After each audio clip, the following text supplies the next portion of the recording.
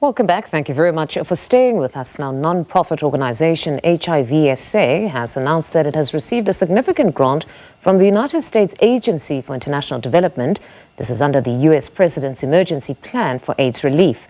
The grant will support HIV SA in implementing its program known as the Children, Adolescents and Families in the HIV Epidemic in the Northwest Province. CEO at HIV SA, Yashmita Naidoo, joins us live now to unpack this very story. Yashmita, good evening and thank you very much for your time. Wonderful news that more financial aid is coming, but I want us to start with the continued increase in HIV infection among adolescents, particularly adolescent girls. What does the latest data show? Good evening, Mfundo, and thank you for having me on the show. Yes, you're absolutely right. In South Africa, we've traditionally seen, and we've seen this trend since about 2013, where adolescent girls and young women tend to be disproportionately affected by HIV. And particularly if you look at the age group 25 to 29, what we're currently seeing is that, their HIV prevalence levels are 3 times higher than their male counterparts. I believe there are a number of factors that contribute to this. Poverty is a big issue, gender inequality in our country, high rates of gender-based violence are all contributing factors.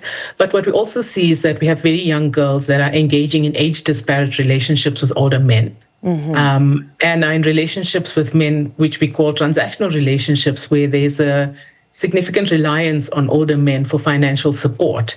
And if a young woman is found in that situation, there's very little room for her to negotiate safe sex practices such as consistent condom use. So I believe all of those factors contribute to the high prevalence amongst adolescent girls and young women in our country. Now, as you correctly state, we've all known of these facts. We've known of an increase in infections among young ladies, but one assumed that with that kind of information, it would have led to some sort of a strengthening of the national HIV programs for this group. Why is it so difficult to have some sort of a program that addresses this now finally, because data is meant to help us change things? Yeah, I think there's been a significant shift in the last decade or so. We saw the DREAMS basket of interventions, which was primarily targeted at adolescent girls and young women, which basically looked at, layering combination prevention, HIV intervention. So, for example, there was HIV prevention programs, there were programs for parents and caregivers, there were economic strengthening programs, material support. And I think those have contributed to us seeing a decline in the HIV prevalence in that group.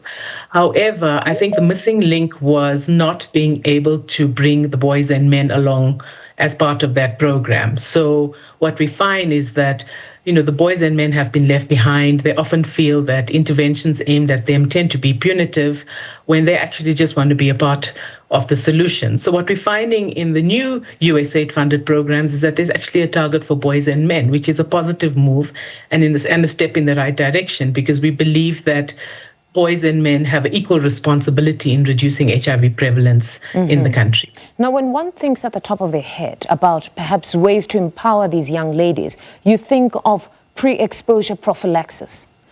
Is there enough education around PrEP? When we're talking PrEP, your Truvadas, just to prevent young girls, if they're going to enter into these transactional relationships, as you say, based on their economic situation back at home, is enough being said about this pre-exposure prophylaxis to assist these young ladies? I don't think enough can be said about PrEP. It's certainly proven to be an effective method of preventing HIV infection amongst adolescent girls and young women. But what we're also finding is that, unfortunately, HIV is not front of mind for many of our girls and young women. And we believe at HIV SA that, bringing up the topic of HIV should fall within the ambit of sexual and reproductive health in general. We find that front of mind for many girls and young women is unplanned pregnancies or termination of pregnancies, unfortunately. So we believe that if we start the conversation with broader and general sexual and reproductive health and positive behavior, then the conversation around HIV flows quite nicely. But we do believe that much effort needs to be put into raising awareness about the effectiveness of PrEP, and ensuring that as many girls as possible, and actually other key populations such as sex workers, are also aware of the benefits of it and how they can utilize it to protect themselves from getting HIV infected. Then talk to us about the aid that you have received and how it will assist in your program, particularly in the Northwest. Yes, this is very exciting for us. It's a 5-year program that commenced in March.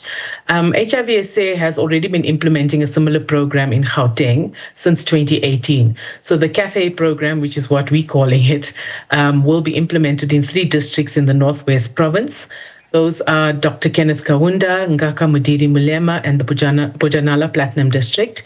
And the goal of this program is to improve the protection, safety, health, and well-being of children and adolescents either infected with HIV or affected by HIV or made vulnerable as a result of HIV.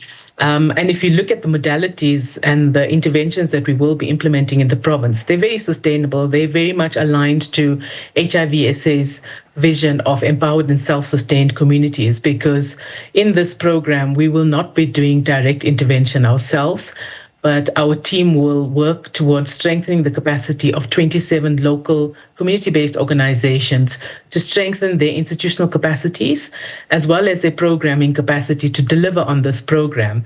And this is very much aligned to government departments such as Department of Health and the Department of Social Development's mandate to reduce HIV in the province. Yashmita, thank you very much for your time this evening. That was Yashmita Naidoo, Chief Executive Officer of HIV SA.